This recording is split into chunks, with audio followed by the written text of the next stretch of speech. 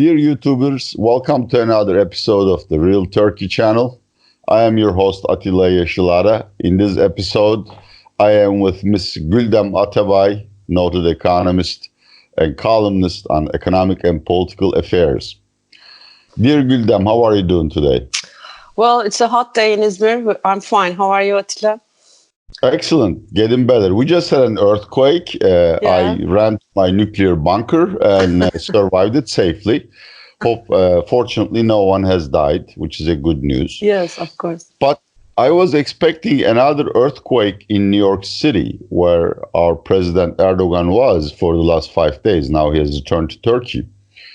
He was supposed to meet President Trump, and it was a crucial meeting if it had taken place, because the two were supposed to hash out the sanctions versus S-400 purchase issue. But more importantly and more imminently, Erdogan was supposed to persuade Trump to grant Turkey a safe zone in northeast Syria, which would be completely controlled by Turkish military and administration, as well as allowing Turkey to resettle now 3 million Syrian refugees in this zone. We haven't heard anything from New York regarding Erdogan, Trump, or any contacts between the Turkish delegation and White House. What have you heard? What is your opinion? Well, I think we just saw a picture of Mrs. Emine Erdogan, our president, Mr. Erdogan, Mr. Trump and his wife, Ms. Melania Trump. Together, just a picture. They didn't have any meetings. They just talked at the sidelines of a dinner, I guess. But as you've noted, it was a meeting on climate mostly. But our president Erdogan's agenda was different, focused to Syria. This S-400 purchase versus Patriot missiles or F-35 purchases, and raising this bilateral trade to $100 billion. American dollars. American dollars, with an open-end horizon, I guess. So none of that has happened. So I think it was a failure for Turkey's side, that Turkey not even found the ground to negotiate for this replacement of Syrian refugees who are residing in Turkey right now, which, as you said, adds up to some 3 million people. Some say it's 3.6 million. We don't know the exact figure. Because Turkey wants this safe zone as a buffer against the Kurdish presence in that region. And why Erdogan is insisting on this is of course, it has a humanist approach as well, but mostly Turkey is trying to block the presence or the control of the Kurds for all over or for the whole region of northern Syria.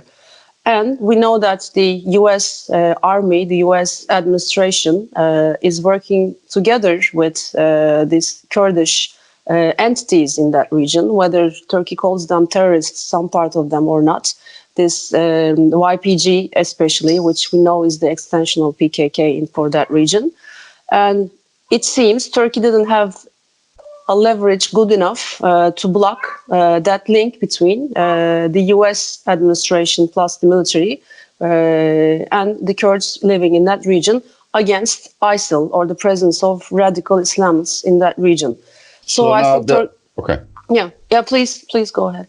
Well, there are several, tangential or side issues here. Mm-hmm. First, the Turkish press reports that the American ambassador to Turkey, Mr. Satterfield, has talked to Erdogan in New York and proposed a package which would involve Turkey being reaccepted to the F-35 program, as well as a free trade agreement. But no one talks about what the quid pro quo is. I mean, what does the United States want from Turkey? Has there really been such a package? Will it be presented to Erdogan if he meets Satterfield? Well, I guess there's no concrete information, of course, but what we know is that Turkey has bought S-400 missile systems from Russia just very recently. They have arrived in Turkey. They are continuously arriving in Turkey. it's being located in various regions, and Turkey is insisting on continuing with that program, getting closer and closer with Russia, with the main focus being Syria, of course, and Turkey's kind of switching away from the Western world towards Russia and Eurasia mostly. And if Turkey is to rejoin the F-35 program again, if the Patriot missiles are to be replacements for S-400s, Turkey should declare openly or from in closed doors, behind closed doors, that it is stepping back from this S-400 ambitions, and its ambitions get closer with Russia instead of the U.S. government or the United States of America. So in the absence of such declaration, such targets, such willingness from Erdogan's side, I think these are all carrots that are currently hanging in the air for Erdogan to behave according to U.S. demands, which makes this bilateral trade target kind of a lost case for Turkey in the short term, at least. Yes. Now there is a second angle here. Before he flew to New York City, at the airport, President Erdogan made it very clear that if he doesn't get what he wants from the United States in terms of the safe zone, Turkey will take unilateral action. And he gave a deadline, end of September. Today is, God, at least in Istanbul, it's 26th of September. I don't know what time it is, what day it is in Izmir. Have you heard anything new about that? When he returned, by the way, just to enlighten our audience, obviously he had to deal with the earthquake. So his, airport remarks, I believe, were completely focused on dealing with the earthquake and calming down the public. But do you see any specter or any prospect for Turkish military actually invading northeast Syria as soon as in a week? Because that's very important for the markets. Of course, and actually, it's a very clear answer for me. I don't think there are any prospects for that. I think there was this euphoria, especially in the media close to the government, that Turkey's and U.S. relations are improving. We're going to be reaching. Currently, Turkey's exports plus imports from U.S. and to U.S. adds to $20 billion U.S. dollars as of last year. So, five-folding it in the very short term through cuts on customs rates, I don't think that's really in the cards right now. But still, I think it was a good news to chat about when Erdogan comes back to Turkey, as he came back to the earthquake.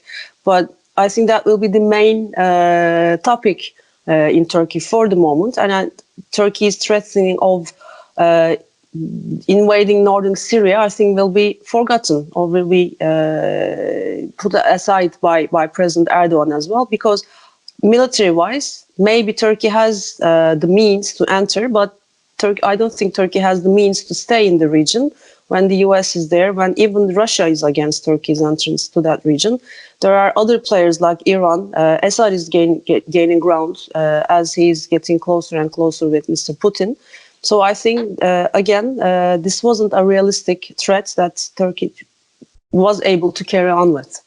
So I think the markets should be, yes, alert, but I think content that such an incursion is not really going to be happening by the end of September. I think that's my idea. For the soldiers and everyone else involved. I want to move on to the economy, because there has been not a lot of data, but important statements. The first is, of course, IMF's Article 4 review, which was rather critical. I mean, I talked to people who know IMF, who had worked for IMF, who told me that this is as critical as the polite diplomatic language of IMF goes. A, do you agree? B, what was their main criticism? Well, I think their main criticism, I agree with what you said. I think it was a very polite way, because the warnings were very direct, very open, very clear to understand. So I think it was the best political way to openly criticize Turkey's way of managing its economy for the moment. And what we know is that the IMF pointed at the central bank rate cuts, that the central bank could be going too aggressive because this end-of-year inflation will not be as tame as what everyone is expecting for September and October levels. So it will increase. They have pointed at the deterioration on the fiscal front, that Turkey needs to implement 1 and 1.5% of GDP extra measures to get the reins back, to control the fiscal deficits that has been growing, especially in the past 2 years. And they have pointed at the way that the government, BRSA, was managing this troubled loans in the banking sector right now.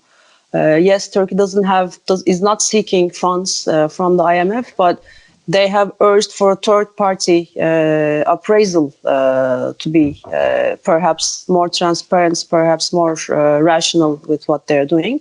And of course, another thing was focus on reforms that could make Turkey's growth sustainable for the short to medium term.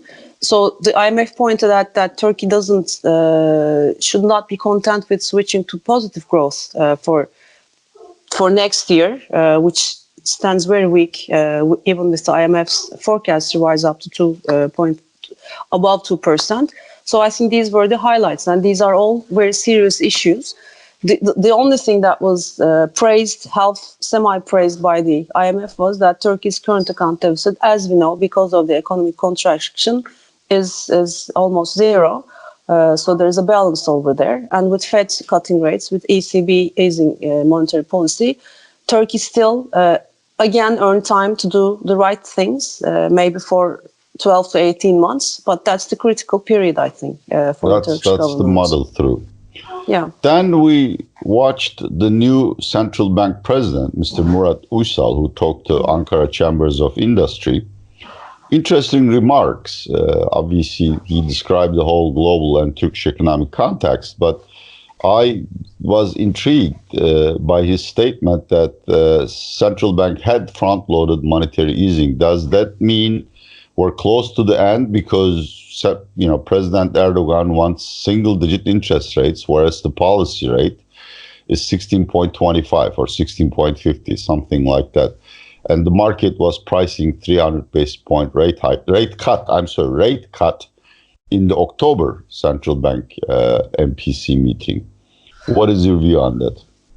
Well, I think it was interesting to see the new appointed central bank government turning cautious, in a sense, because what we know is that he has been appointed back in July. He has been replaced by the old former outgoing government, just because the former one didn't cut the policy rates as our President Erdogan has been demanding for him to do.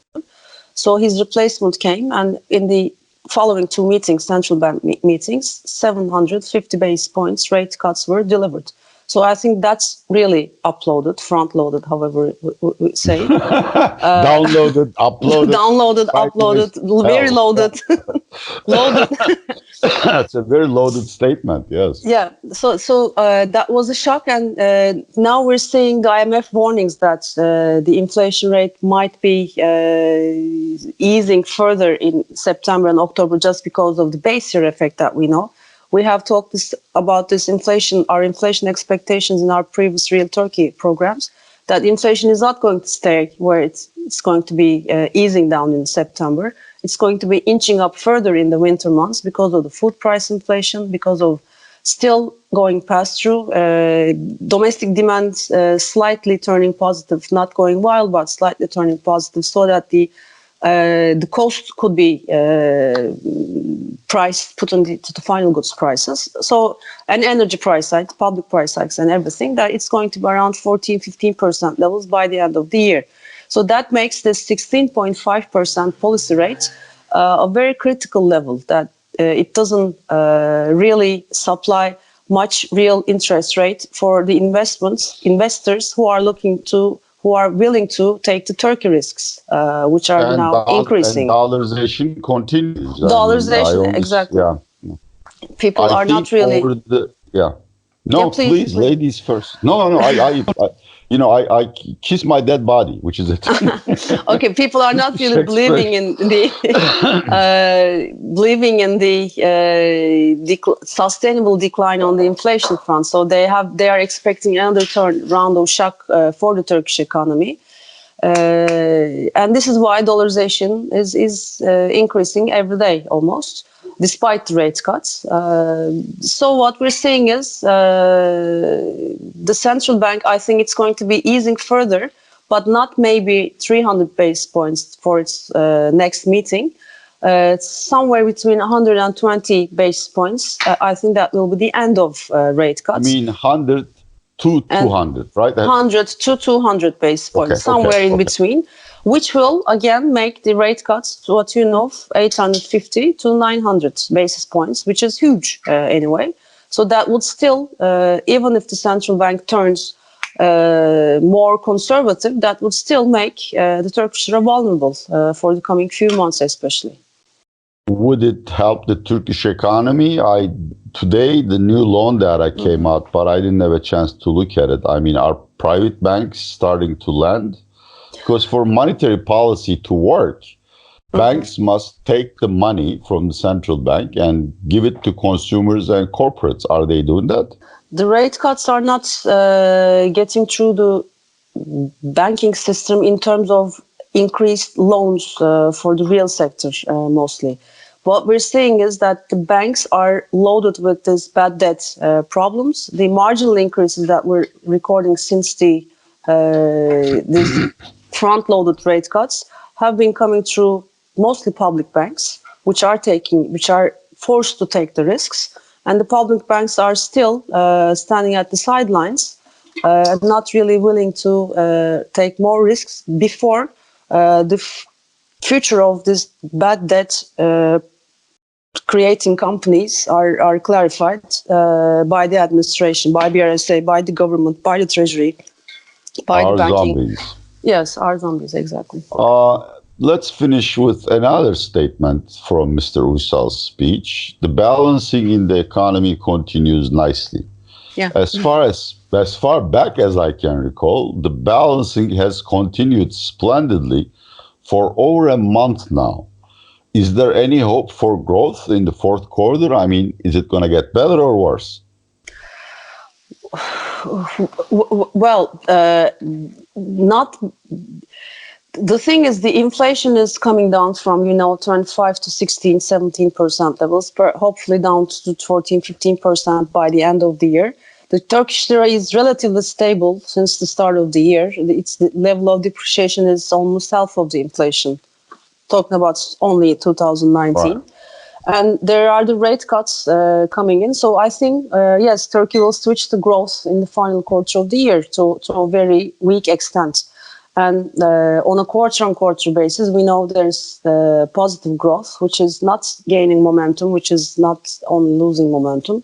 And what we've seen the summer months tribulation has left its place to more decline on the tendency surveys that we're following for September and August, late August especially. The retail sales, the white goods sales, the automotive sales are still coming down. So there is not a sizable growth prospect for Turkey, mostly a base year effect with relatively lower inflation. And the populations, because of it's a young population, it's urgent needs that they need to fill their urgent consumption needs, and that's bringing only a very weak growth for Turkey. So I don't think there are any kind of wild growth years or months are lying ahead of us for Turkey right now. Just to finish, I received a survey from the Metropole polling agency covering August, and out of 10 participants, at least 6 complain about the economic misery, either prospects or unemployment. Unemployment, especially. Yeah, unemployment is becoming a major concern. Well, this wraps up another episode of the Real Turkey channel. You have just watched and listened to Ms. Guldem Atabay and your host Atilla Yesilada. If you like it, please share it with your friends and anyone who may be concerned about Turkey. And subscribe if you do so. Thank you very much and have a good day from Istanbul. From Izmir too.